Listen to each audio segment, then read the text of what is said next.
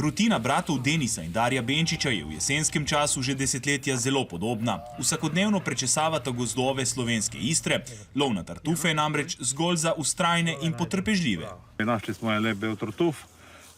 Letošnja sezona je vse bolj kot dobra, recimo vsako toliko najdeš kakšno malo lepše zrno, drugače pa je ena najslabših, kako jaz spomnim v mojih zadnjih 40 letih. Podnebne spremembe tirijo svoj davek, je prepričan Benčič, k sreči je bilo vsaj poleti več črnega tartufa.